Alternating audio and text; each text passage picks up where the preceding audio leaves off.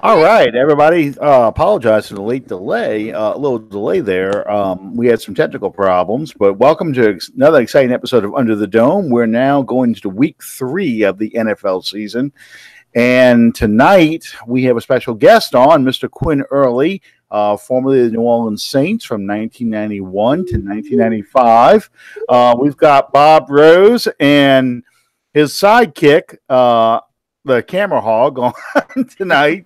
And of course, I've got my partner Sean Williams tonight, and I'm your host, Alan Ulrich. How you doing tonight, Sean? Doing fantastic, man. We want to thank everyone for joining us. Pay the bills real quick. Thank Fan First Productions for sponsoring us. Our thoughts and prayers still out to you guys in the Carolinas dealing with this storm. Hope everybody's doing okay. We want to invite everyone to subscribe to our show on iTunes and on YouTube. Well, I guess Quinn Early notes need to come next after the first. Let's see. We're all ready. Hey, all right. Our very special guest tonight. I want to thank the man for joining us. We got Bob in the house, who's that's not exactly a red letter day anymore around here, but and we've got Will, nephew. Will's got as much camera time on Under the Dome as I do. I'm telling you. Very quickly, I want to wish a very happy birthday to Byron Avery, on whose show we did the big release that we were starting the podcast, and also our guy from the Cleveland Browns who's been on our show more than once, Jack Kapansky. Both of their birthdays are today. Thank you guys for being a part of the Under the Dome family, and wish you guys the happiest of birthdays. Now then, let's go to the next page of notes. And our very special guest tonight,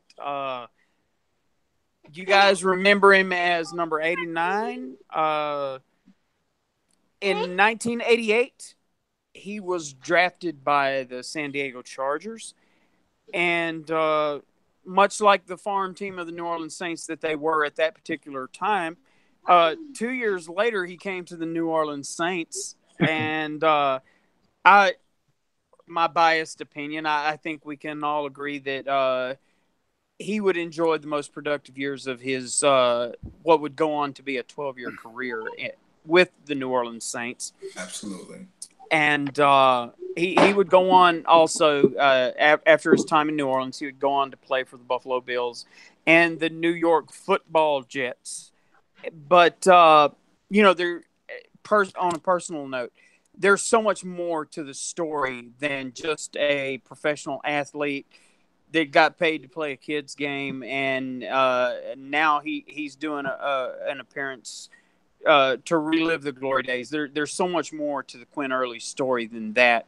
I want you guys to join me in welcoming our very special guest tonight, Quinn Early.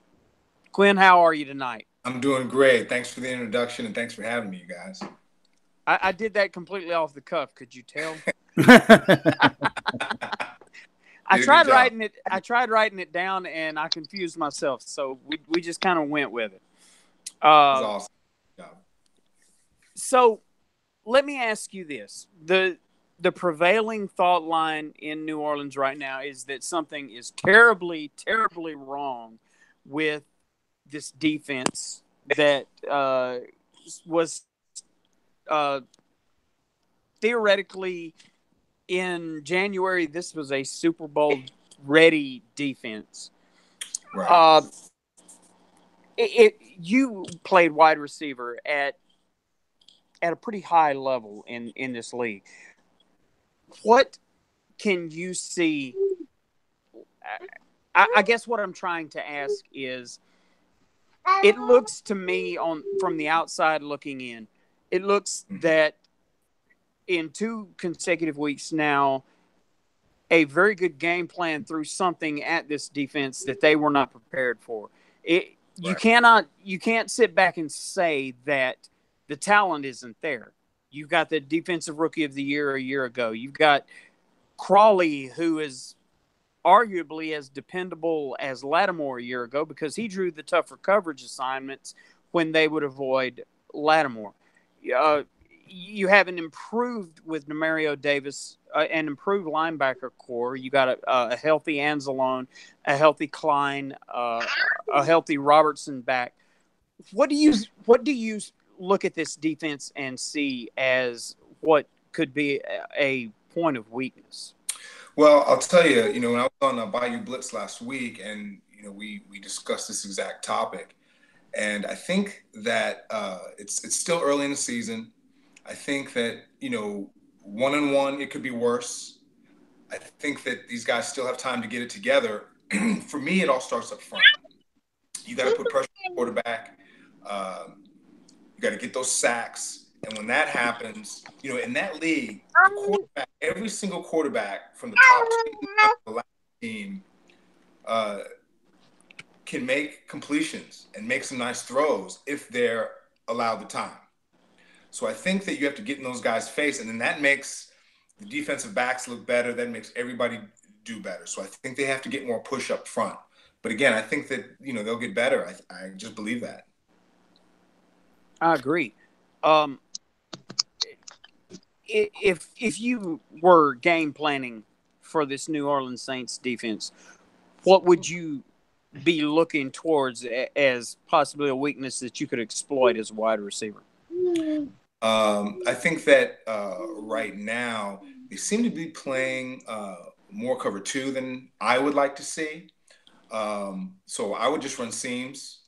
I would have that outside guy running that fade, kind of like right there at the end that Tyrod Taylor threw to Callaway at the end of the game. That's exactly what that was. They had 2 guys going down the seam, and the safety, the corner started drifting off to the inside guy, which allowed Callaway to get over the top. So that was a good play by them. And I think that is the kind of thing that I would try to exploit. I would look to that. That's not open. Dump it to the running back. That seems to be working against them right now. Yeah, that particular play bothered me because I was wondering where the safety was when you've got you've just taken the lead. You've got a minute and some change left, I think. Why isn't the safety further back to take away the big play?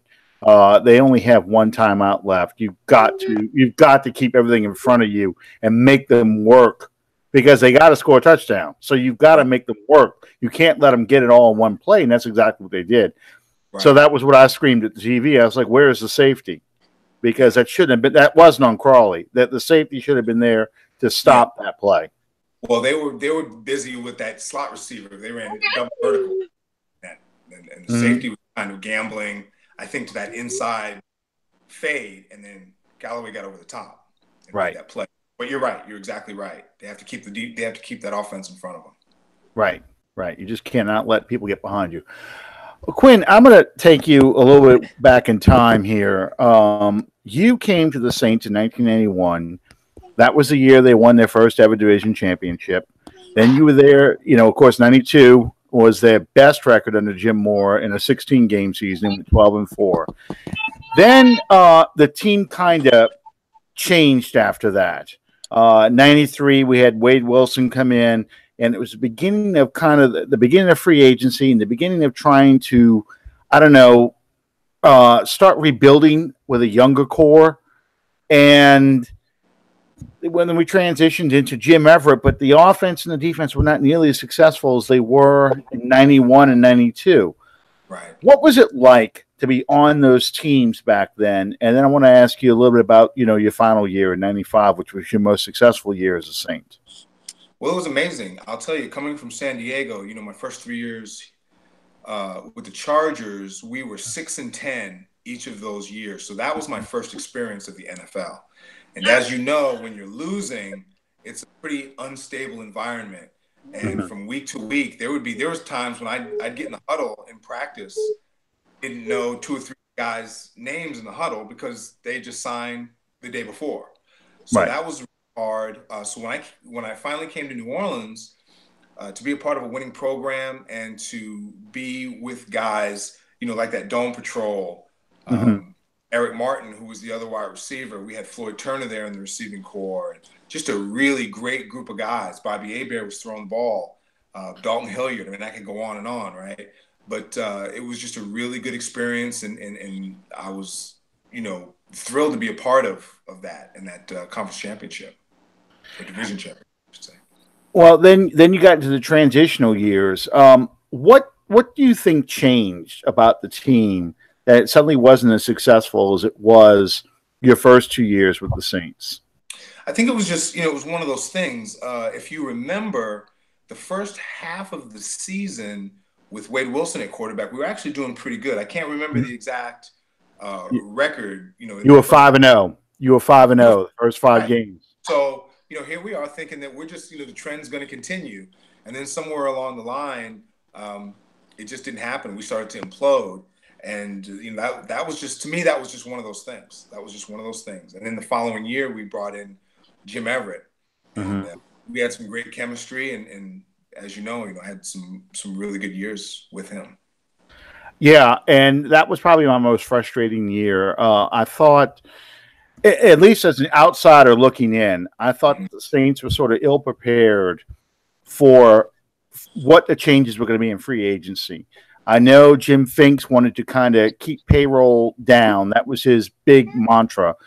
But I don't think they understood quite what was going to happen. And it seemed like a lot of former players were leaving, and then we were bringing in other players who just weren't as good as the players who left. And unfortunately, you were one of them. After the '95 season, for some reason, the Saints didn't bring you back or Wesley Walls back. Yeah. And I can remember Jim Everett being very angry about that, saying, "Hey, you took away my best receivers. You've taken away all my weapons, and you want me to try and win more than 7 games." And of course, the '96 season was a horrible season for the Saints. But I'm sorry. Go ahead. Yeah, I was just going to say, that was really frustrating for me too, because what happened there was that year, I believe I caught, 82 passes, something like that. And I think the other 4 receivers, and listen, we had a great receiving core, but I think the other 4 receivers, not including Wesley, but the other receivers that we had on the team combined had like 89 catches or something like that. And, Michael Haynes was the starting receiver on the other side.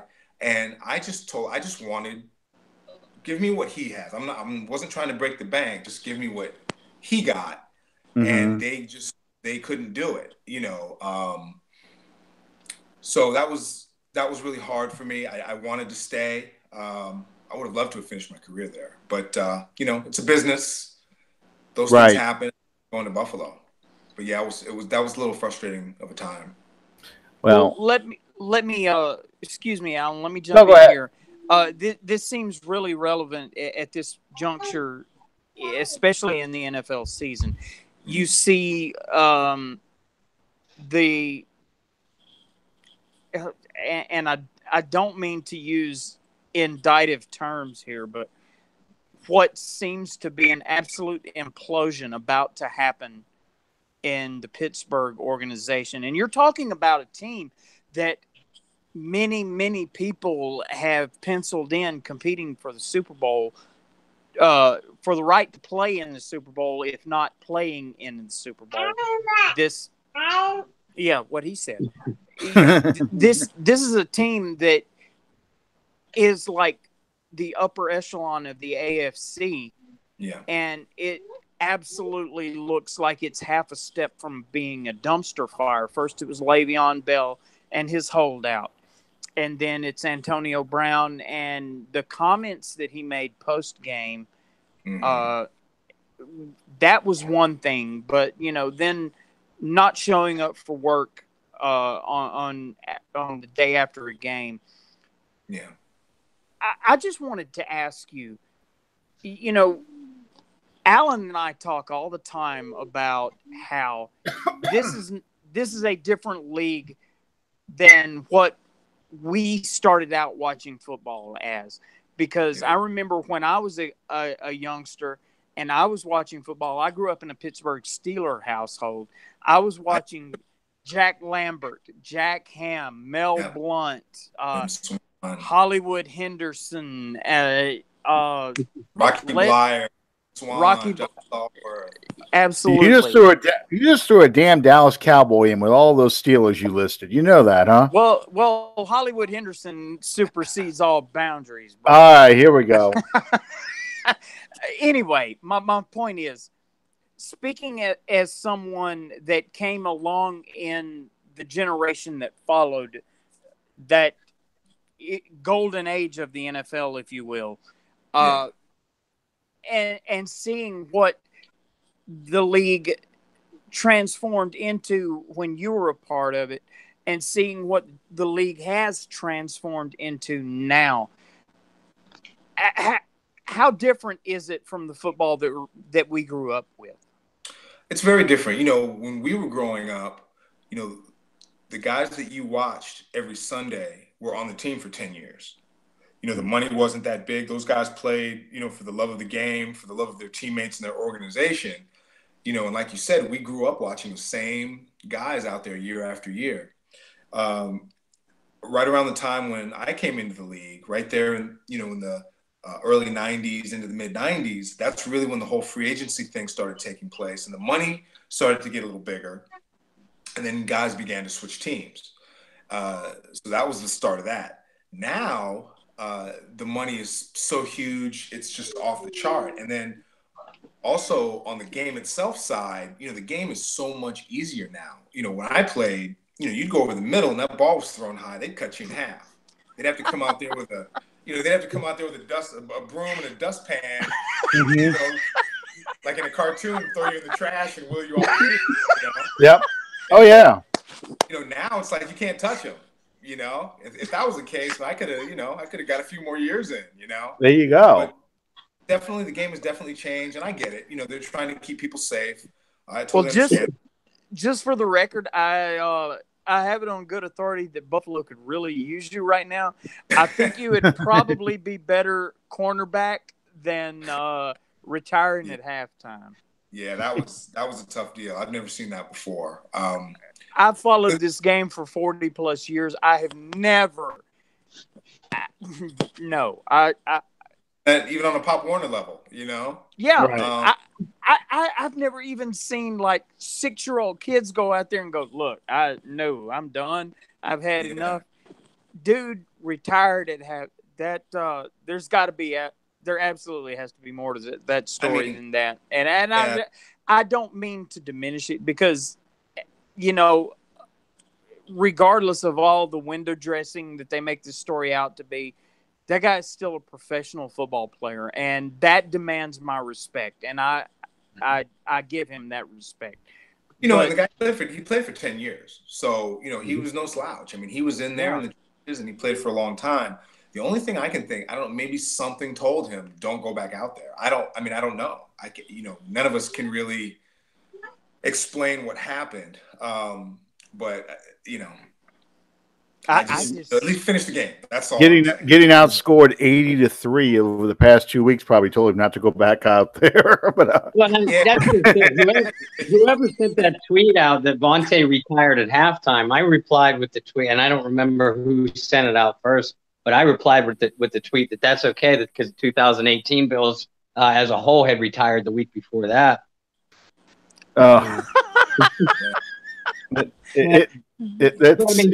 Quinn, you bring up a great point, and you can attest to it even far more than the three of us. Once you get to that point, is it your body that tells you this is enough first, or is it your mind and emotional state? I think it varies from player to player. I'll tell you. So in '98 was my 11th year in the league. I was playing for the Bills. And they decided that, you know, it was time. They had drafted Eric Moulds the year that I came in. Mississippi State. It was his time to play. Yeah, it was his time to play. And he was a great player. And I get the business. So at that point, you know, instead of just saying it was time for Eric to play, they kind of tried to paint it as, well, Quinn lost a step, and as you know, you're 30 in that league, you're a dinosaur, it's like dog years, right? So at that point, I'm in my, I'm 32, 33, and Quinn has lost a step, that this kind of thing, when I felt like I was as good as I ever was. So I kind of lost a little, fire for it, a little passion for it, and I had played football from the time I was 7 until I was 35 years old. So that was my 11th year. After the season was over, I went home to San Diego, and I discussed it with my wife, and I thought maybe I'm not 100% there yet, but I think I might be done. And right as I was saying that, it was almost, and nobody had signed me. It was towards the end of training camp. Bill Parcells calls me on the phone. I pick up the phone. He says, "Come on, man, we need one." And I looked over at my wife, and she's like, "You get your ass on that plane." And I knew that, that was the year in '99 when the Jets were picked to go to the Super Bowl in the AFC. So I knew that if I didn't go and they went to the Super Bowl, I would have, regretted it. So I went. But I got to tell you, that whole last year, the fire was out. I found myself watching the scoreboard, just did not want to be there. So I get it when a player comes to that point. I think physically I could have played a couple more years, but mentally I was just done. I got tired of diving around the football. And I'll tell you, and in my prime, when I was playing for the Saints, I couldn't wait for Sunday. And I didn't care if King Kong was out there covering me. I was going to try to make him look bad, and so I knew when it was time for me to be done. I knew. You when you were at the Jets, you got to wear the green and white uniform, the throwback look. That was here. Parcells went to that. Yep, it was. Okay. And I'll tell you, another thing that most people don't know is I'm from Long Island in New York. So West Hempstead. Yeah, well, I was born in West Hempstead. I grew up in a town called Great Neck. And when I signed with the Jets, I actually lived in my hometown. So it was like a full circle deal, Wow. So that was pretty cool. In doing my research for this interview, I saw, he's from West Hempstead, New York. Mm-hmm. And for the life, just kind of as a side note, for the life of me, I don't know how a kid from West Hempstead, New York, winds up on the plains of Iowa. But we'll save that for another time. All right.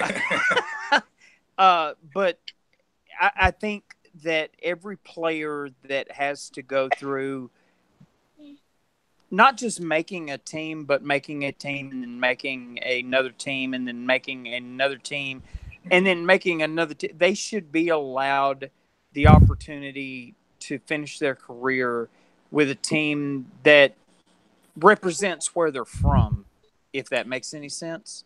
Right. Or where, because I know not having discussed this with you, I couldn't help but feel like you going to the Jets had to personally mean something to you along the way. Well, I think we lost him. Sorry about that. No, that's okay. My phone rang. Well, yeah, it was. I'll tell you, it was great being at home and seeing family and friends and things like that. It was bittersweet though, because it was hard for me. My kids were getting too old to move around. Mm-hmm. So, and it was so late in training camp, and they were getting ready to start school in another week.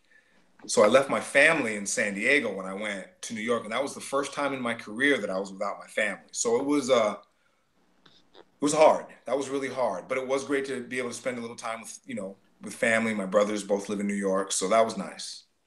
And it's funny you mention that, because that was kind of when Archie Manning decided it was time for him as well. It was the same kind of thing. He was in Minnesota now, and his wife and all had come when he was playing with the Oilers, the Houston Oilers. It was easy for his wife and the kids to fly over and watch him and spend the weekend with him or spend some time with him and then go back home. But by 84, 85, when he was with the Vikings, it was the kids are too old to be moved out of school. They're staying in New Orleans. And his wife said, "Minnesota's cold. I'm going home. I'll see you when you get back." And he said that was really it. That was the hardest part. So, I totally get exactly what you're saying. And they said the same thing to Archie. You know, you look older, you've lost a step. You know, you don't get that ball out as quickly as you can. You've been playing a long time. Kind of give you that whole thing where you better think about retiring. So it's funny. It's interesting to hear you say all these things because I've heard this from a few players. You know, when you just don't have the desire anymore. You don't want to go through the training camp and all the stuff that, you know, the game itself is fun, but you know, it's not. You're not enjoying every minute like you were before. Right, and I'll tell you, the NFL is such an intense game, and it is a dogfight every day in practice, every week, game after game. The film is always on. Coaches are always evaluating you. It's a really high stress, high level, 100 miles an hour game, and if you're, mentally not in it, that's when players get hurt. Because you're not out there going 100 miles an hour, giving it your all. You know, if you're tentative at all, that's when things don't work out for you. So I knew when it was time for me to be done. Now, when you played, they talk a lot about the route tree and being a complete receiver. Yes. Would you say you were a complete receiver, or would you say you were more of, this is what I do best? I run the slant, I run the skinny post, I run the rail route, whatever, you know, what did you, I'm not trying to put you in the spot and say one's better than the other, but how did you see yourself as a player? I saw myself, and I really worked hard at being a complete receiver. You know, to me, blocking for your teammates, making that key block to spring, you know, the running back down the field, being able to run those short routes, find the soft spot in the zone, being able to beat somebody outside one-on-one. To me, that is the pinnacle of playing that position and showing why, you know, you're one of the best players at that position in that league. So that's what I always strive for. I always wanted to be a complete receiver. You know, some guys are just known for running vertical. Some guys are known for possession guy. You know, I tried to, you know, be able to do it all. And I think I kind of accomplished. I think I saw that at least once Jim Everett came on the team. I saw you be more of the complete receiver because I thought Michael Haynes was more of the speed guy. Just, I'm going to take it deep.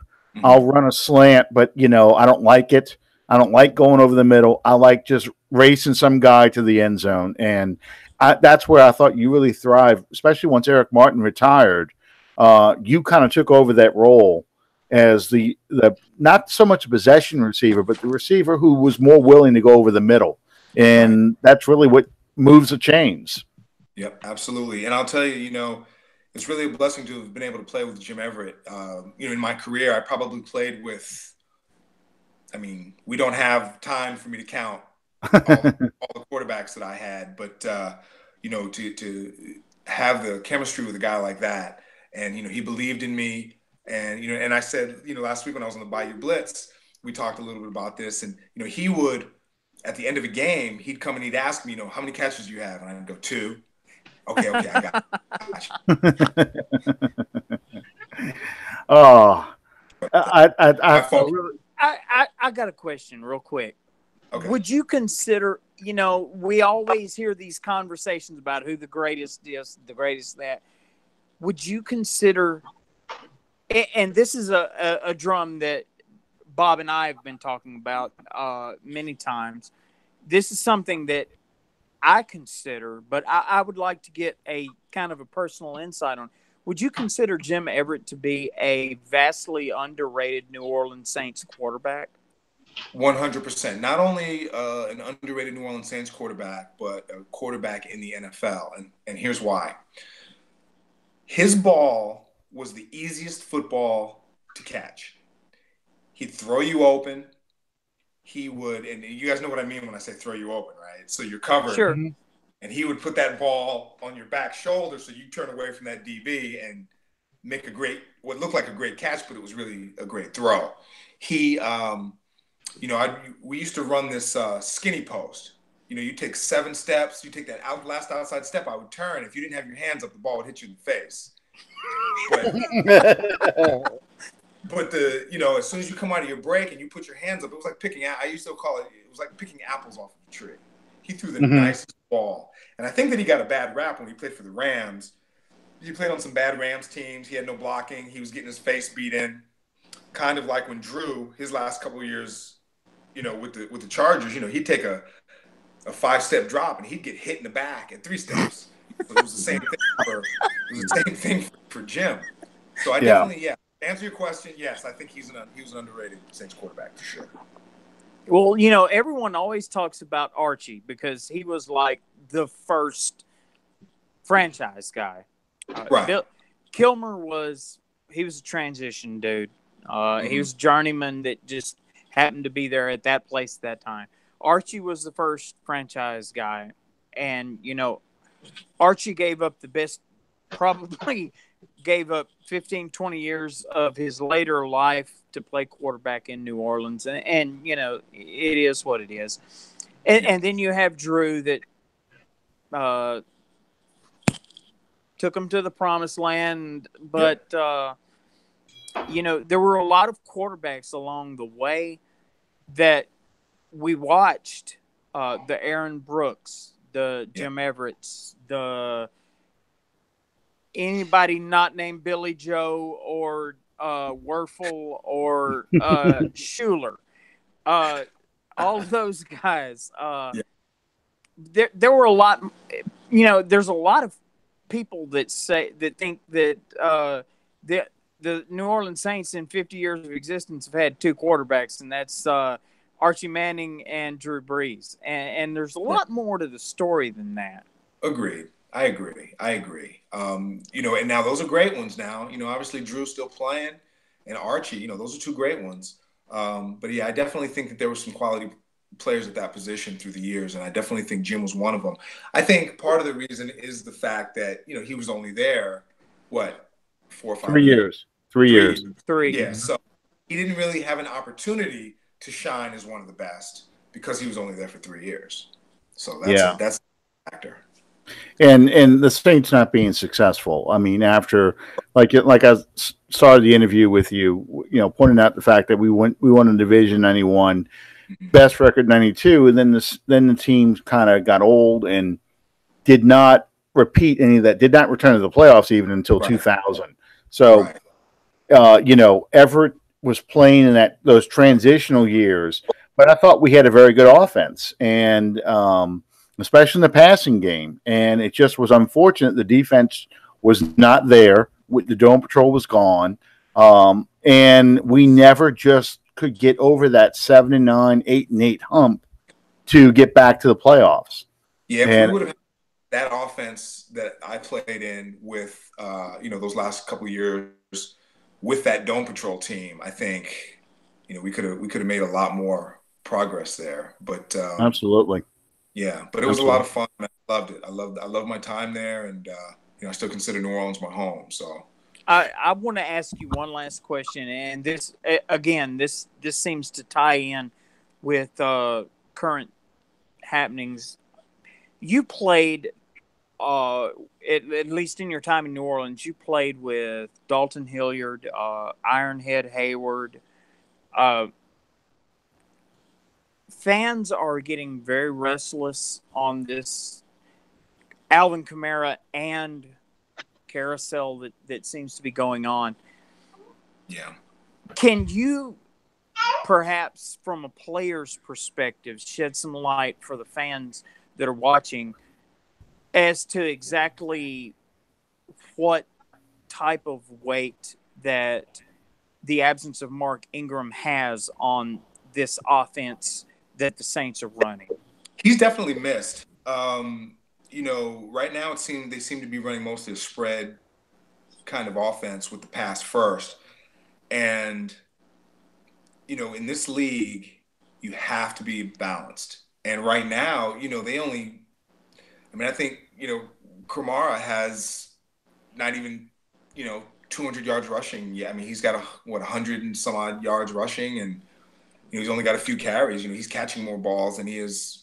He's got 57.3 points in fantasy. I had him. Yeah. In 2 weeks. Listen, it's really not his fault. I mean, when you watch him with the ball, he's a 1 millisecond thing away from, breaking it for a touchdown, So, and I think they'll get it on track, but they're definitely missing Ingram. They're definitely missing him. I think, but they have to be able to run the ball as well as just throw. Drew can throw for 300 yards every week, but unless you have a balanced offense, it's hard to win in that league.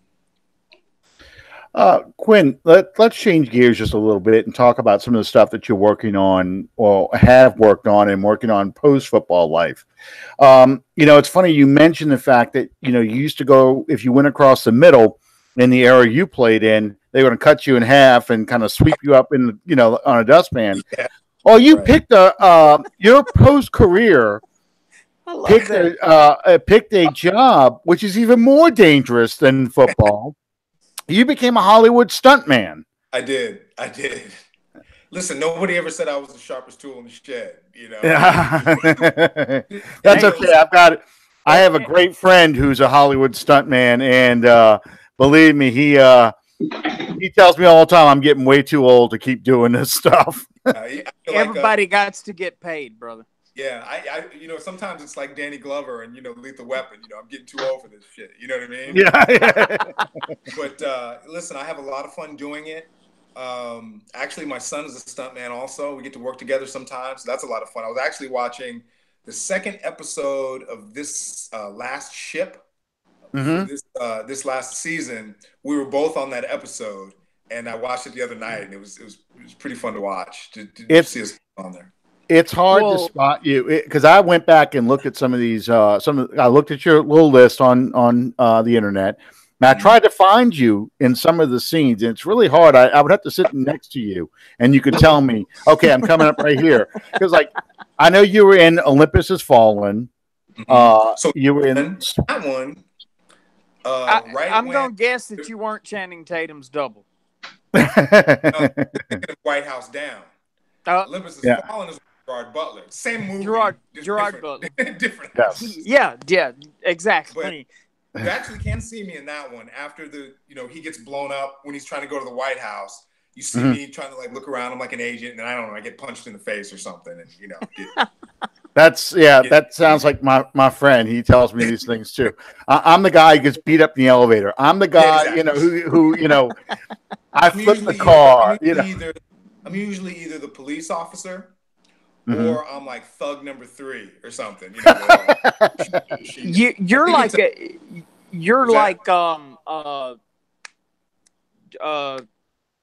I can't for the life of me. I'm drawing a blank. The guy on LAPD.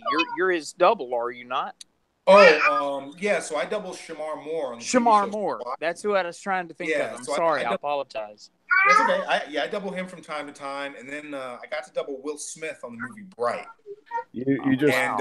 I'm actually currently just worked on a project with Will. I can't really disclose it right at the moment. It's kind of under wraps, but maybe at a later date. Tell anybody. I did it's a pretty crazy stunt. I'll tell you guys about it later. Okay, you just mentioned my wife and my daughter's favorite actor right there, Shamir Moore.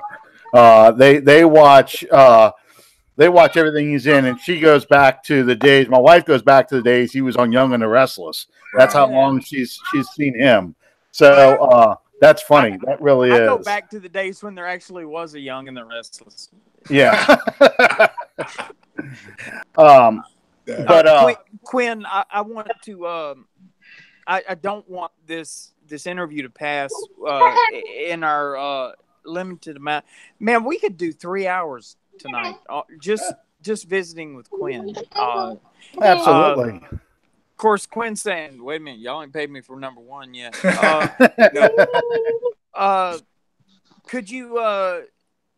And this is something that means a lot to me because I'm a writer as well. You added to your dossier of accomplishments being an author, and I know that this is way more than just penning some words on paper. This is something that has a great deal of personal meaning to you as well. Could you talk about Bryant Acres and what that project has meant to you? So my mother wrote this book called Bryant Acres. And what it's about the life and times of a man named Sherrod Bryant. And he was a free man of color in the South during slavery, before the pre-Civil War. And what he did was he sold himself into indentured servitude. And then he went on to become one of the wealthiest landowners of the time. And he built this multiracial community for free people to live in. And he was actually my great-grandfather 7 generations back. So this is actually a true story. It's a true story, yeah. So my mom wrote this book, and before she had a chance to publish it, she was diagnosed with Alzheimer's. So we spent the next 5 years just talking about, life and all these different topics, but we talked a lot about her book and Sherrod Bryant, and she gave me what she had, and she asked me to please have the book published for her. And after she passed away, it was pretty emotional for me. I put the book away and didn't touch it for a long time, but about 2 years ago, I picked it up and I read it, and I cried like a baby. It's just this amazing story. And so I started the process, and I worked on it. I finished the book for her, and I had it published. And so I'm pretty proud of that. And the money that I'm raising from the sale of the book, I'm donating to Alzheimer's research, just to pay homage to her and fulfill her dream of getting it published. So anybody who wants to buy the book, it's available on Amazon. But right now, it's been really selling well, and it's out of stock. You can get it on Kindle on Amazon, and right now it's only 99 cents. So buy a few copies, give them to your friends. But on my website, which is www.bryantacres.com, you can go on there and you can order the book, and you'll get it faster if you order it through my site. So again, it's bryantacres.com. And again, the money's going to a good cause. And I'm going to be doing an Alzheimer's walk here in San Diego this coming Saturday. And I'm actually going to be coming to New Orleans in November. So maybe we can circle back and talk about it. But I'm going to come absolutely that first game in November. And I'm going to be doing some stuff with Alzheimer's Association there. And so I'm really looking forward to it, just getting the book out there.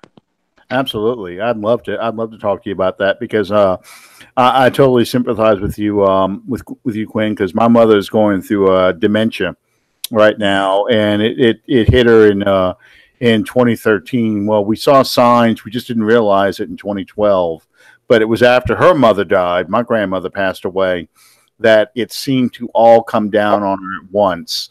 And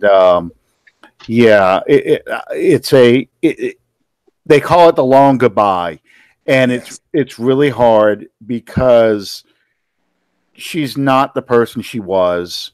The glimpses I used to see aren't even there anymore, and it's very much like dealing with a child, at least for me. Yep. And so anytime I talk to people about Alzheimer's and dementia, it's everything I'm seeing. It's everything I'm seeing. Well, first, let me say how sorry I am that you're going through that. I went through a very similar thing. And, the only advice I could give is just love on her. Tell her how much you love her. I'll tell you, towards the end with my mom there, she stopped talking and she just kind of stared off into space. And the last thing she said to me, one of the last visits I had with her, I just sit there and I held her hand, and it was really hard for me to leave her. And before I got up to leave, I told her that I loved her, and it's almost like she snapped out of it, and she looked me right in my eyes, and she told me that she loved me too. Yeah. And that was really the last thing my mom said to me, and then she died soon after. And I would just say, something in there, hopefully, she's there, just kiss her, hug on her, love her, and just enjoy the time that I left with her. I make her laugh, and that's probably my favorite thing. Is I talk to her a lot, and she laughs a lot when I'm around. So that's a good thing. It's amazing, if a song comes on, she just goes right into it. She starts singing whatever song is on. She sings it. Yeah, my mom, same thing. My mom was what's it called? You can do the electric slide. Oh, yeah, okay. That boy, right up until the end, boy, the electric slide came on, but she knew the steps to that one. So, yep. It's amazing. It really is. Doesn't matter how long ago she saw it or anything. And whatever song was on, she's singing it word for word. And, I'll even ask her, I said, do you know who that is that you listen? No. you know, but I know the song. I know every word to the song. So I'll tell you, it's amazing how many people that disease touches. You know, they say that, you know, 1 out of 10 at age 65 right now in the United States, dementia or Alzheimer's. 1 out of 5 at age 75, and then 1 out of 3 beyond that into your 80s. So it's a tough deal for sure, for sure. Well, Quinn, I want to extend the same, and this sounds like an overblown word. I want to extend the same courtesy to you that Bob and Kyle did a week ago, in telling you that anything that you have going on in terms of your work with the Alzheimer's Association, your writing, anything at all. I took the steps today. I added you to our Facebook page. Please share with our followers. You're more than welcome to do that. I really appreciate it. That means a lot. That means a lot. I'll tell you again, BryantAkers.com. If, you know, people could go on and just get the book, the money's going to a good cause. Plus, you know, my big goal is just to get this story out there and told, you know, to the world, because I think it's a great American story that needs to be told. Where, if you don't mind me ruining, I'm supposed to have a copy on order on the way. Okay. You know, my From wife. me. Well, I wanted to apologize that I didn't have a number 89 jersey to wear tonight. I really would have loved to, but I'm going to get a number 8, just like I told Kyle Turley, and I told Sammy Knight. I'm not Sammy Knight. Tyrone Hughes. I'm sorry. Yeah. Oh, I'm getting myself deeper. Just like I told these guys, I want to get the shirt. I believe in supporting the guys that have taken the time out of their busy lives and their busy schedules to support us. I definitely I must have a number 89 jersey now. And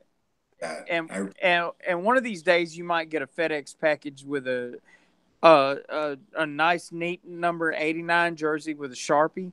Please send it back. I'll get it right back to you. Promise. I'm going to take you up on the same thing, because I plan on getting a Quinn Early jersey of myself for myself. So I the same kind of thing that Sean was talking about. And I do want to, and I apologize much, as you guys have been saying, someone's been keeping me busy back here. But Quinn, I mean, you really have contributed so much to the New Orleans Saints and the area during your career, and now you're doing so through social media. You've kind of seen that Under the Dome and the Bayou Blitz. I look kind of, the Bayou Blitz is kind of Under the Dome's little brother. Right. So I'm really glad to see. Really glad to see you populating your things through. And I know it seems to be going great over in my group, and I know it's going to go over great and Under the Dome too. Well, I hope so, man. And I'll tell you, people always ask me who are the greatest fans in the NFL, and before they can get the L out in NFL, I'm all Saints fans. Out of question. You know, some Green Bay, Buffalo, you know, they'll dispute it, but I'm telling you, the Saints fans, bar none. Absolutely. Well, Quinn, thank you so much for joining us. Real quick, I wanted to ask you your novel, or your story. Where does it take place? It actually takes place. It starts off in the hills of North Carolina, which is where his village was. Okay. He traveled to Virginia to work at a plantation for 6 months. Then he goes to Nashville, Tennessee, and in the town of Murfreesboro. And he owned just under 1,000 acres. What he did was he bought slaves and he freed them, and they helped, like, profit share, build the land so that free people could live together. So it's a pretty amazing story, and it's a love story. Okay. So he fell in love with the plantation owner's daughter, which was a no-no back then, right? Yeah. But, just a really good story. And you just have your box of tissues out when you get to the end there. It's definitely a tearjerker, but a great story. Okay. Well, great. We need to get get him a T-shirt like this for these walks that he's doing. Don't you think? Oh, absolutely. Free advertising. Absolutely. Absolutely. We're going to hook up with you when you come to New Orleans. That's for sure. Sounds good. Sounds good. All right, Quinn. Well, thank you very much for being on our show, and thank you for all the insight. Looking forward. Again, that's, go to his website to get the book. Don't go to Amazon. Get it straight from Quinn Early. Yep, BryantAkers.com. Yes, please go to his website to get the book. And wait. I'll post it on Under the Dome, too. Okay, good deal. Before we let Quinn go, we have to do our due diligence. What's that? He has to have at least one shot over the bow for Falcons Hate Week, man. Oh, God, yes. See, Quinn, you started to play in the dark ages when we had to play the Falcons, where we seemed to lose every time. So you've got to have... Didn't lose every time. Yeah, we won a couple while you were there, but yeah, we lost 10 in a row during the Mike Ditka reign of era, and then so yeah, give us a good Falcons story if you have one. Oh, the very first game when they opened that dome, we're all standing on the sideline. They introduced us. Boo, boo. Everybody's booing us. Then all of a sudden, the fireworks began. Sparks flying, smoke, and then here comes MC Hammer. Oh, yeah. Too legit to quit. So, no. First, what they did was they introduced almost everybody, and all the starters. The last one, they started singing Too Legit to Quit. MC Hammer's out there dancing around. And Deion Sanders comes out, prime time, and he's doing his dance, and MC Hammer's singing, and it was like, I felt like I was at a concert, and we're all looking at each other, and everybody's giving the WTF, and it was pretty sweet, though, because we ended up smashing them that game, so that was pretty cool. Yep, I do remember that game. That was during the 5-game winning streak in '93, because that was a big year. That was the first year that building opened. So absolutely, I remember. Oh God, too legit to quit. I still have a bad taste in my mouth because that was the year that we lost the playoff game to the Falcon in '91. That was the MC Hammer year, and they were saying all that crap. And yeah, certain songs generate bad memories, and that's the one for MC Hammer's Too Legit to Quit. So yep. Absolutely. Well, thank you, Quinn, once again for joining us, and thank you for all the stuff that you contributed to the show tonight. Looking forward. I'm ordering that book as well. I'm looking forward to reading it. Thank you. Yeah. So, Sean, you have anything else? Yeah, just for the record, I want to go on record here as saying that we've dealt with a lot of people over the 2+ years that we've been doing this. We've even dealt with Bob, and despite all of that, I sent an email to Mr. Early, and I said, hey, this is what we've got.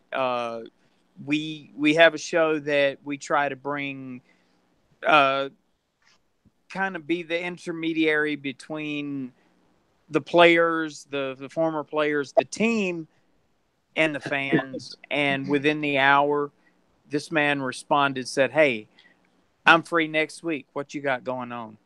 I've never had that happen before.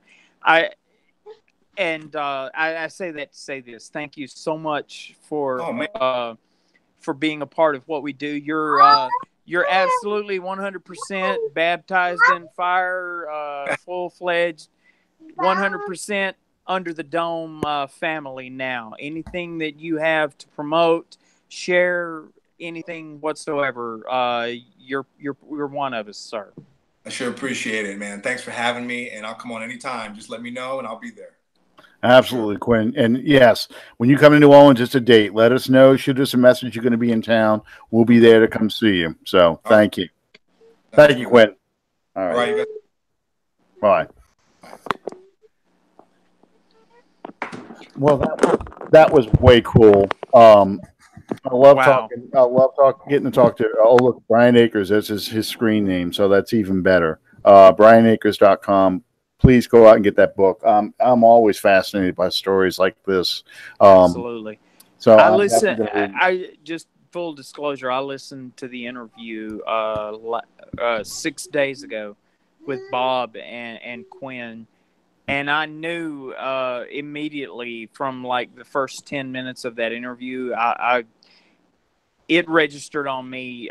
This is a guy that is going to be an outstanding guest for us because he's, the most crucial turning points and high points and low points, whatever, of our memories of the New Orleans Saints. This guy was a part of, and not just that. There's so much more to his story than strictly the black and gold and the fleur de lis. Hey, I didn't even get into the kung fu fighting stuff. He's an instructor, a kung fu instructor. Yep. Y'all talk too much. I can never get a word in edgewise. Yeah, that's how it goes. I mean, I was going to start quoting kung fu fighting lyrics, and I just never got to that point. You ruined a good joke for me, so I'm sorry. That's all right. No, I mean, but yes, for those who are not in the know, Quinn Early is actually a kung fu instructor at the.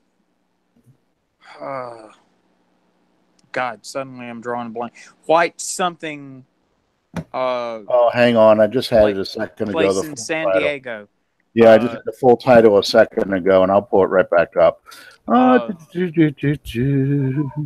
Because I talked with him about that because my brother, for those who do not know, my brother is actually owns his own Brazilian Jiu-Jitsu dojo here. It's great. He teaches Choi Lee Foot Kung Fu at San Diego White Dragon Martial Arts. White Dragon. He has written and published in Inside Kung Fu magazine. But I was gonna, you made me get to pronounce something that sounds like an Asian dish, and I just totally butchered it. Choi Lee Foot, which I'm probably. I got to tell you, man, when you said, okay, here it is, and I thought Alan pronouncing Chinese. This should be interesting. That's better than pronouncing players' names. I'll tell you what. True, you did very well. I'll give you that. I'll give you that. Well, you see, Quinn Early's name's an easy one for me. It's when we start getting to the Buddy Diliberto names, then I have some problems with that. Hey, Bob, at least I don't call somebody Stall Pepper, so we haven't gotten to that point yet. Yeah, we're good that way. Yeah. Bob, what you got coming up? As long as you're on here, may as well get in a shameless plug. What you got tomorrow night on the Blitz, brother? Oh yeah, why not? Because I contributed so much else to your show tonight. No. We had baby talk the whole time. That was awesome. He was very responsive when I had Quinn on, and of course, our Bayou Blitz podcast is radio. We don't have a video set up, but anybody that's listened to our show on almost a weekly basis, Little Will contributes his 2, 3, 4 cents every week. But it was funny though. Whenever we asked Quinn a question and Quinn would answer, he would sit and just kind of tilt his head and just get so quiet. Yeah, I mean, it was cute. I can't wait to have Quinn back on my show either. Yeah, and I don't know if he's done it in your Under the Dome room yet, but he's done it on our Bayou Blitz. He's doing his own. I don't think he's had a show yet, but he's going to do his own podcast. That was another thing that I completely dropped the ball on. We got so wrapped in the interview that I didn't allude to the fact that he actually has his own podcast coming out called The Quinn Early Show as well. Yeah, and he's going to mix it in with at least this is what he told me. He's going to mix it in with current football because he does watch a lot. His past football experiences, in addition to obviously the causes that he supports and his book. So I can't wait to hear it, and I certainly can't. Like you said earlier, Alan, Quinn's one of those guys you could talk to for 5 hours, on your show, and then you get off with them and they're like, oh, we forgot to talk about this. Mm-hmm. Yeah, so I can't wait. I'm so excited that he's a part of these groups, and he interacts with the fans very well too. He does. Well, you know, one of my favorite parts about doing this show, and it's the same with being on your show, is, you know, not only do you get an insight of their time with the Saints, but you get an insight of their life outside of football. Yeah. That's what we got with Quinn. We get that with Tyrone Hughes. We had him on. You know, you really get an insight to what it's like as a player. Once it's over with, what happens to them? You know, I mean. You know, it's funny. We talk about players in their 30s as being old, but, you know, 30, 35, 40, that's not old as a person. God, I hope not. Yeah, tell me about it. I'd already be ready for retirement with that. But I mean, you know, that there has to be a second life. You develop a second adulthood. Because your first job was all football, and now that you're into your life after football, this is kind of who, you know, because people's jobs kind of pretty much determine their as part of their identity. This is now your new identity. You're not just retired football player. You are, and in Quinn's case, you know, stuntman, kung fu instructor, author. You know, this is his life now outside of football. So it's really good. I like getting these former players on and talking about what their life has been like since after the, you know, once the crowd is gone, what do you do? You know, you know, exactly. it means a lot to me because, you know, to so many people, these guys are just guys that show up to the Superdome for 8 Sundays out of 17. And, you know, they may win, they may lose, but, you know, as and fans seems like such an understatement. As the diehard members of the people that support this team, you know, our yearly disposition, so to speak, rises and sets with what these guys do on the field. But, you know, being completely realistic, they have lives outside of that. Yeah. And they have interests outside of that. And I love getting to interview these guys because you get a glimpse in. I'm not going to say you get a behind the scenes look because I think that's overstating, but you get a glimpse at what type of person makes up that player that you admire so much.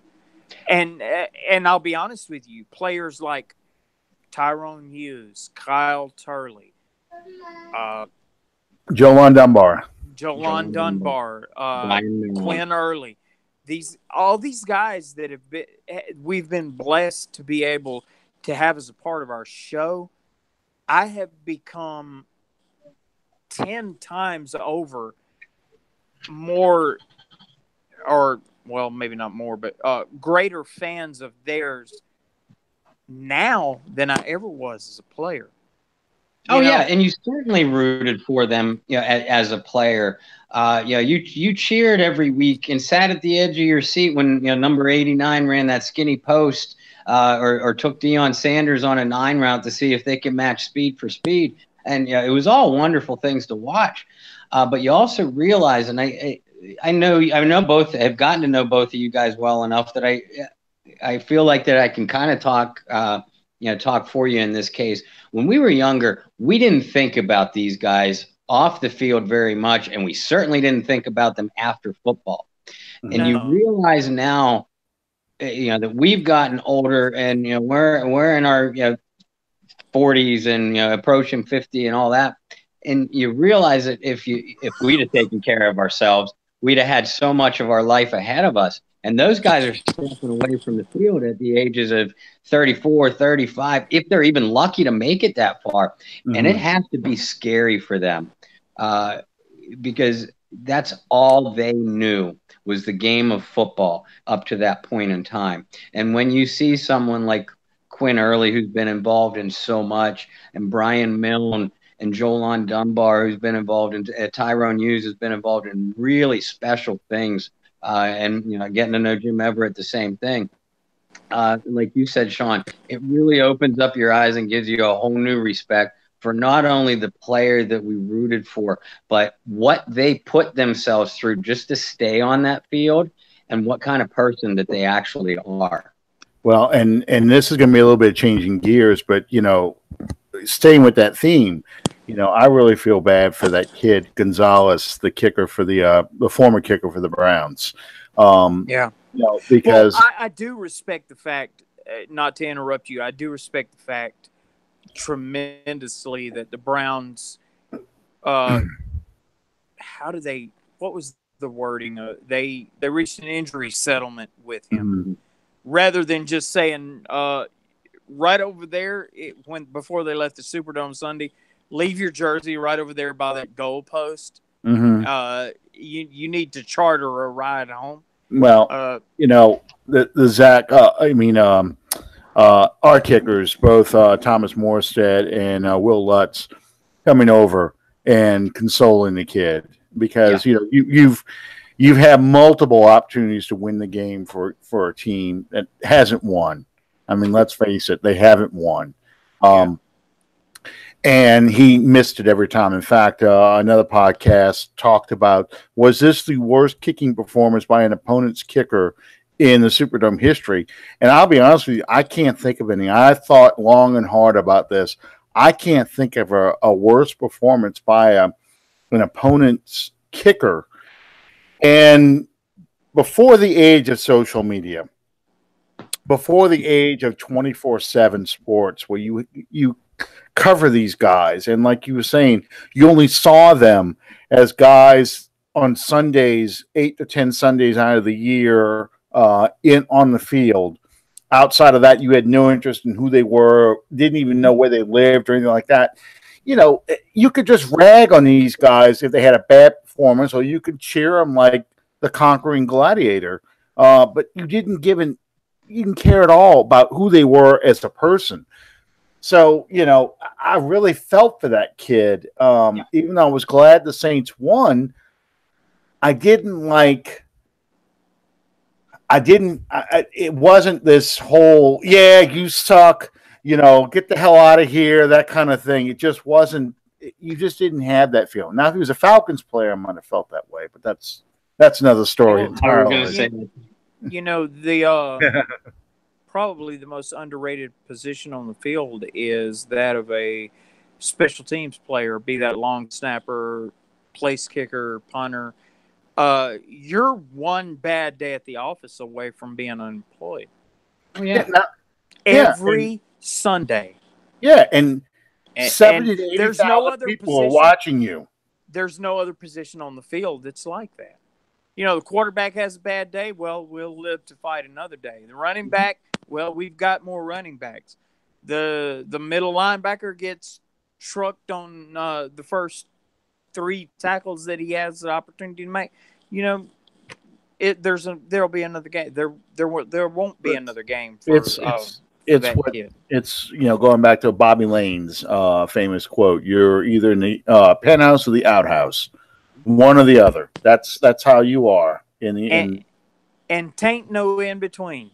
No. And that goes back to my original question, Bob. Who's on the show tomorrow night? Yes, I have Barry Hurstis. Barry Hurstis, featured writer for the Saints News Network. Speaking of penthouse to the outhouse and back again. I love you, Barry. I can say that. About you. It's all right. Barry's going to get a laugh out of that too. It's true. It's true. He is, and John Butler, Alan just made your 3 things I learned very easy tomorrow, and that's just not right. fair. Yeah. But I can't breathe. I can't breathe. But yeah, I mean, Barry will be joining Kyle and myself tomorrow, and we're just going to talk about Falcons hate. It's an easy week to have a podcast. Yeah. So, obviously Barry has followed the team and covered the team for a long, long time.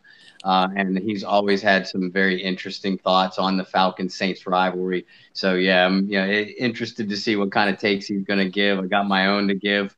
Hopefully be able to do that. And Kyle is usually one of those guys that take the higher road. We're gonna try to get him to dip down to our level tomorrow night.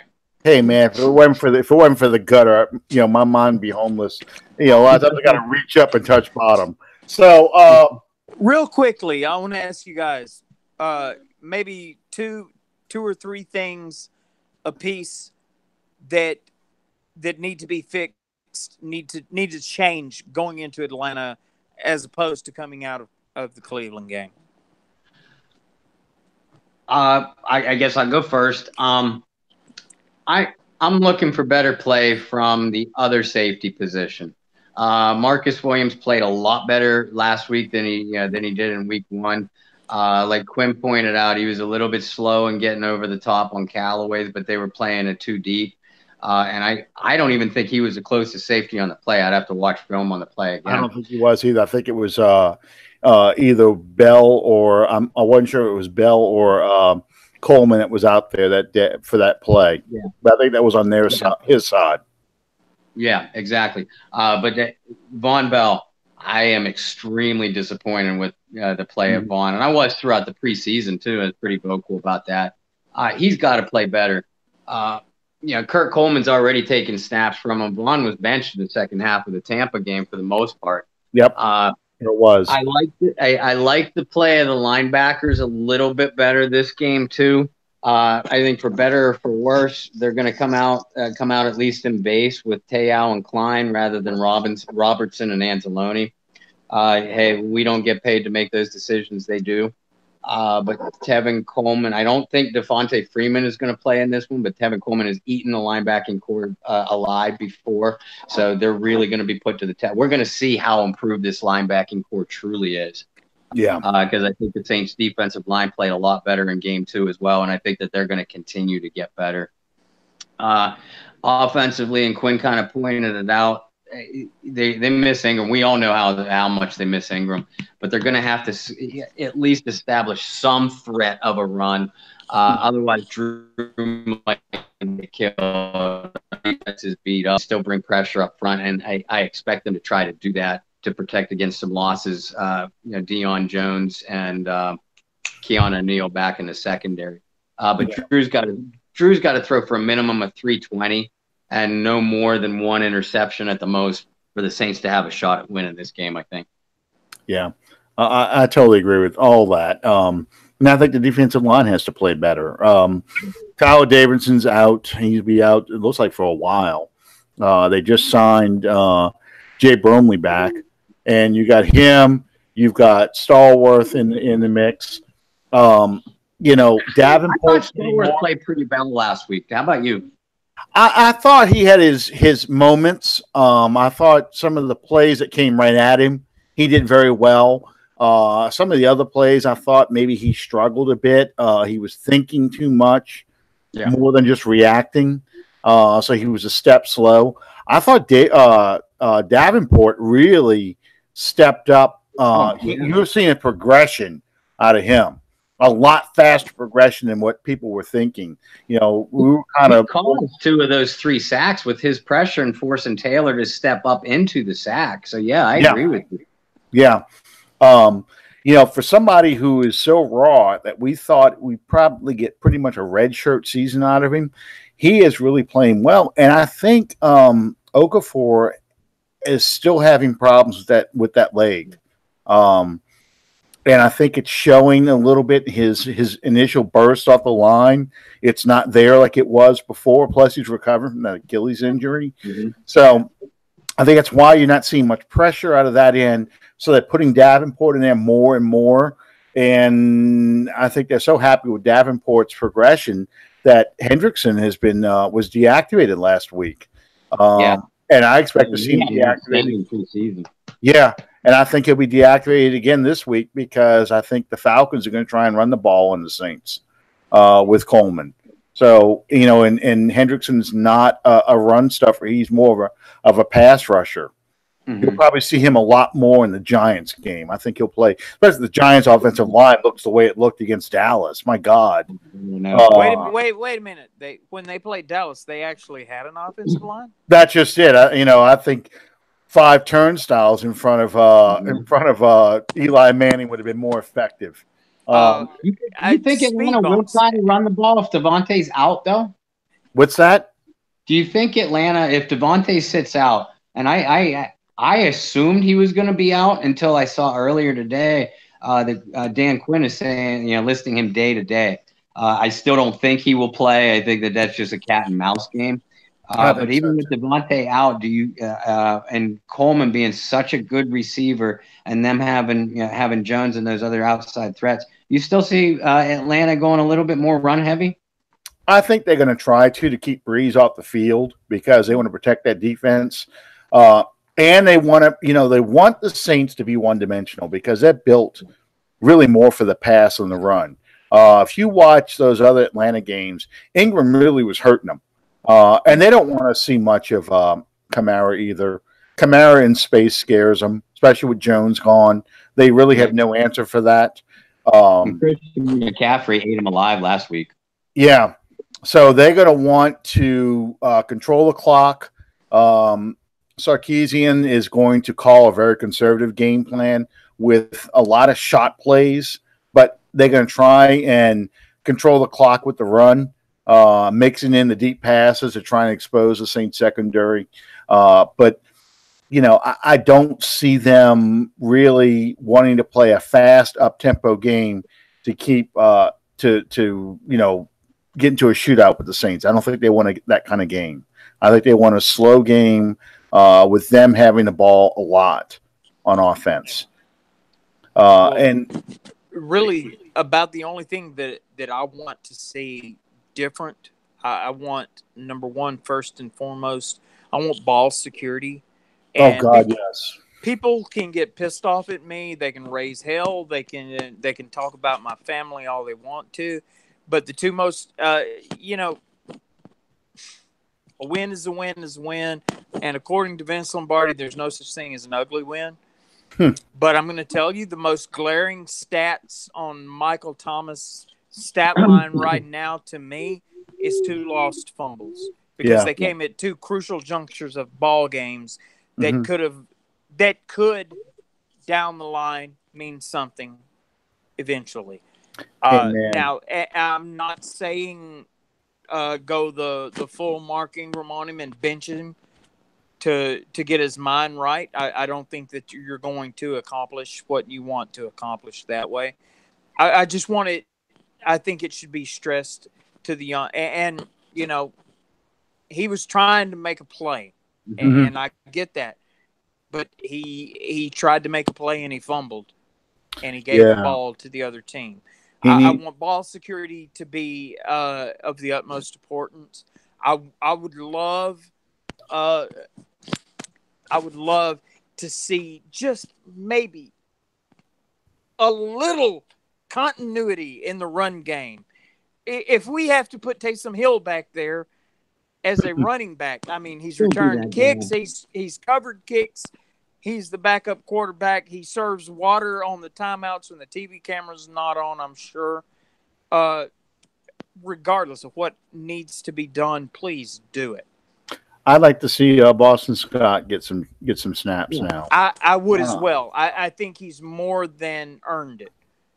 You put Gillislee, you praise the Lord that Mike Gillislee got last Sunday off from being a Walmart greeter in Metairie to actually go to the Dome and be a part of the game. It ain't working. It ain't happening. You got Jonathan Williams. I think he's had maybe 3 carries for 2 yards. 3 carries, 1 yard. It's just not. You don't have anybody with explosive speed out of the backfield. It takes them, like when I saw Gillislee run, I thought it was with the way he was running. I thought he picked up close to 10 yards and he picked up 4. So just it was that slow. Yeah, I think, Zach Lime, maybe in the short yardage situations, coupled with a little Boston Scott. I mean, clearly we're finding out now Kamara's not an every down back. And Not as a running back, as a weapon, yes, but not as a between the tackles runner, because he's not built that way. Since I'm in the mode of pissing people off, I'll go ahead and tell you guys that was beyond a shadow of a doubt the very absolute worst game that I've seen Drew Brees play in 5 years. It's been a while. You figure he by himself left 11 points on the field. Missing Watson and forcing them to kick a field goal, and then missing Ginn. And there was another play. It wasn't as obvious as that one Ginn post route, but there was another play, and I think it was Ginn again, where if he hit him in stride, it was a score. So really, you can make a case for Drew costing the team 18 points just due to either inaccuracy or not being able to get the ball down the field, which I was waiting for Twitter to explode. It didn't, but I think that's only because they won. Actually, if you really want to know the honest to God truth, my biggest thing with Drew on Sunday was not the 2 incomplete passes. Because you got a lot of moving parts there. You got to do all this shit, and then you got to throw the ball 50 yards on a dime. I get that. My biggest problem with Drew is the fact that you got a first ballot Hall of Famer that took 4 sacks. Well, and that's exactly what I was going to get to with the underthrows. The Watson pass is just inexcusable, and even Drew will say that. But on those underthrows, that's where Ingram was missing, because the underrated part of Ingram's game is blitz pickup, and you saw on every one of those sacks, Brees call out the protection. He called out who's coming, and still a man came free because the running back didn't pick him up. Ingram used to nail people when they would come after Brees and never give up a sack. And when he got that block, that's the kind of block that Drew needs to do that little slide he does up right before he launches it. And I think especially on that first one that was underthrown, because Ginn had 2 steps on that receiver, he did not have the opportunity to slide and step into it to launch that ball. And I think that's why that ball was underthrown. And you got the Brees arm truth. See, he's old now. This is when he can't throw anymore. And I saw a few of those, and I still see a few of those. But it's all in his mechanics that allows him, because he doesn't have a strong arm to begin with, but his mechanics allow him to launch that ball. And if his launch point is off, that's where you're going to see the issues where the ball either falls short or he misses it or whatever. And that's where I thought Ingram was really missing in those kind of plays that helped Drew Brees get those deep passes off. Now, before I start getting nasty emails and messages and people threatening my family and such, I'm still just as much a Saints fan, but, I'm being real with you guys. Over the course of the past 2 weeks, if you've learned absolutely nothing, number one, first and foremost, preseason is a fantasy. It gives you reason to watch football. Yay! It gives you reason to falsely believe in your football team. I'm not even going to get off into all of that because we're really up against it time-wise. Mm-hmm. When it comes to the Cleveland Browns game, and I told Alan and Bob both at the conclusion of the game Sunday, this felt a whole lot more like an escape than it did a win. But, at the end of the season, bottom line, the teams that get the opportunity to play for the right to go to the Super Bowl are judged by wins and losses. Mm-hmm. Yeah. This is a win. It counts towards that. It's time to put that behind us. It's time to hate on the Falcons. I think this should be a really interesting game come Sunday because there's really a lot of interesting storylines going on both sides of the field on this. Yeah, and playing in Atlanta is always difficult, and all three of us just highlighted how big the Mark Ingram loss it has been and is going to be for this game. And I think we all knew it when they announced the suspension in May or June or whenever that was, okay, are these first 4 games? This is the game that if you told me the Saints are going to go 3-1 without Ingram, I was instantly going to they lost to Atlanta, right? This is going to be tough. I think the Saints stand a good chance because of the injuries that Atlanta has suffered. We mentioned Freeman, we mentioned Jones, Keanu O'Neal back in the secondary. Well, they're also missing Andy Levitre up front. Yeah. I forget. I think he's left guard, but I know he's guard. Yeah, left guard. And that bodes well for that Saints defensive line. And if Dennis Allen brings any interior blitzers, as he does like to do against Atlanta, because we all know Matt Ryan can be rattled. I like the Saints chances a lot better without Ingram. And as far as Cleveland, I agree with you both. It definitely felt like an escape. But I'm also impressed by that Cleveland defense. And I think that they're going to give a lot of teams some trouble this year before they remember that they are the Browns. I stand by my assertion on the kickoff show that the Cleveland Browns could very easily be a playoff team. I wouldn't go that far because they got rid of a huge pile of dead weight earlier this week. Yeah, well, the issue with Cleveland is they're just not there yet. They need some more work. And how's that? I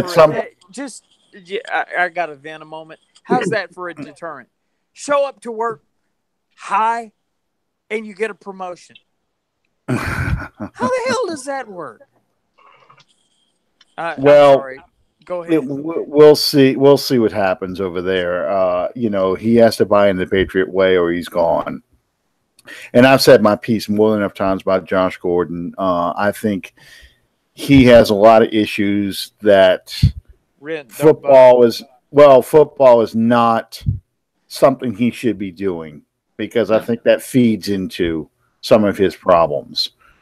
This is how he goes to alcohol and weed and those things to deal with the pressure and the stress of playing professional football. At least just me as an outsider looking in, to have the issues he has.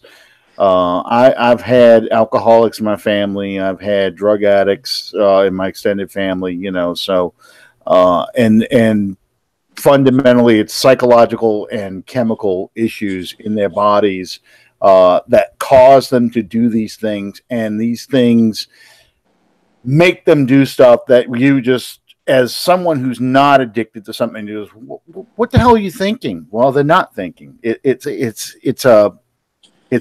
like a disease, I mean, that's basically what they call it, a disease. And it's no different than anorexia. It's no different than bulimia. It's no different than, my 600-pound life, where they got to cut a hole in the wall and get a forklift to get somebody out of a bed. I mean, it's, you can be addicted to anything. So it's a disease that destroys people, and it's rooted in psychological issues. It's rooted in all kinds of things that, that whatever it is you take to cope, that it gets to the point where it controls your life. And that's an addict. There's no other way of getting around it. So, but anyway, just going right back again real quick with the Saints Falcons. Yeah, I agree with you, Bob. This was a game where, if you had told me at the beginning of the season the Saints go 3-1 the first 4 games, I would have had Atlanta being one of the losses. We have to take advantage of the injuries. Not being able to run the football hurts. And I don't know where the running game is going to come from, but until we can generate some kind of running game, we're going to see this offense sputter. Part of the reason why it's so heavy, Thomas and Kamara, it's because we can't run the football. And until that happens, where you're not going to see the other weapons coming into play yet, because Breeze just does not have the confidence in it. He has to get the ball out too quick, so he's going to his reliable targets. Sean, you're dying over there. I can see. We got to wrap up. I know. Yeah, go ahead. We're really up against it. Yeah, we are. Thank everyone for joining us tonight. We want to especially, from the bottom of my heart, personally, and from under the dome, thank Quinn Early for joining us tonight. You're a very outstanding guest. Thank my brother from another mother, Bob, the Vagabond Rose, and especially we have to give the man his own time. Oh wow. Bob actually has Saints backdrop material, and there you go. We have to create a unique timeline of his own for nephew Will, who's obviously paid it to the full extent, and he's out.